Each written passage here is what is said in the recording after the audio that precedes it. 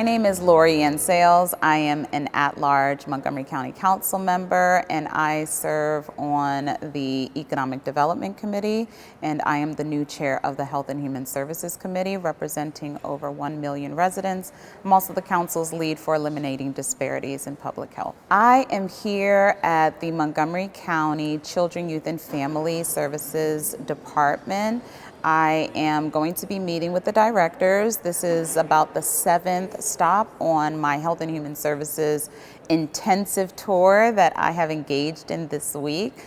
We started on Monday with visits to our crisis center to meet with our Division of Behavioral Health. Then we met with our minority health initiatives. Then on Tuesday, we met at one of our temporary shelters, Motel 6, and got to see some of the accommodations that our residents who are unhoused get to stay in. I also met with some of our nonprofit partners, including the Office of Food Systems and Resilience, and also Nonprofit Montgomery and AIM Action in Montgomery. And we've also met yesterday with the Office on Aging, where I got to join our seniors to do some bone building classes and learn more about their needs. And then I also got to visit one of our nonprofit health clinics. We know that healthcare is so important. And so we have been learning everything about HHS and how it will inform our agenda for the remainder of fiscal year 26 and beyond.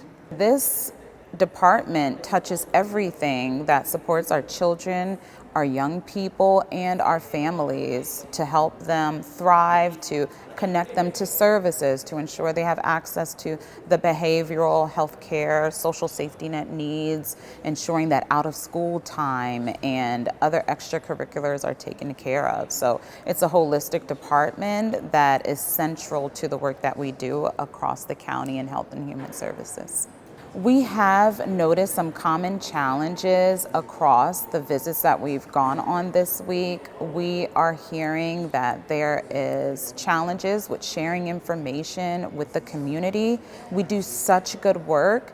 And so this is an opportunity for me to partner with our stakeholders, the community, and our nonprofits to ensure that all of this good work is not getting lost, that resources are targeted and spent to ensure that residents can live, work, and thrive in Montgomery County, especially during a very challenging federal divisive culture and environment and the deficits that await us in the state budget.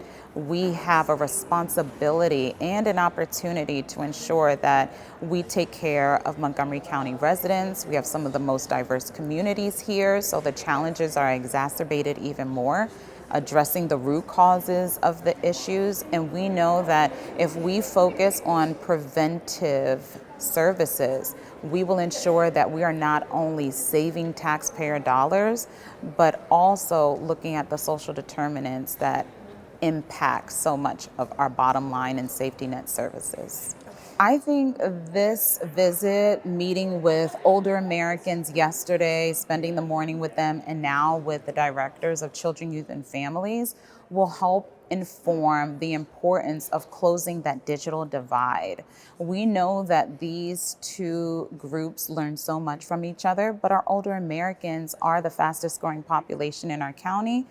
At the same time, we want to attract a young and vibrant electorate, residents, to ensure that, they have access to the services and workforce opportunities that they need. We know that our seniors are going to have different caretaking needs.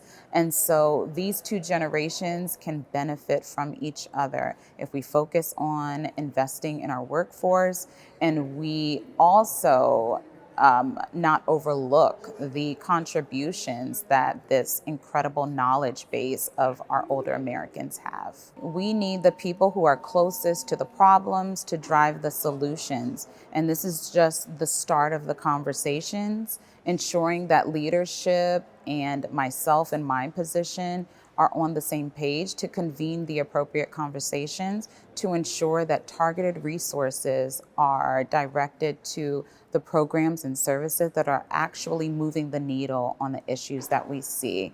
There's a lot of challenges that we face ahead, but we are lockstep in partnership in agreeing on how we are going to move forward together, and these conversations are going to help guide those conversations. The community can follow along on my journey. We will be updating you every day on what we were engaged in every day of the week and how that's going to inform our agenda for the coming year. They can go to Councilmember Sayles' social media handle as well, and across all of the social media platforms from X to Instagram to Facebook. They can follow along on the journey and also send in questions and ideas of things we may have missed.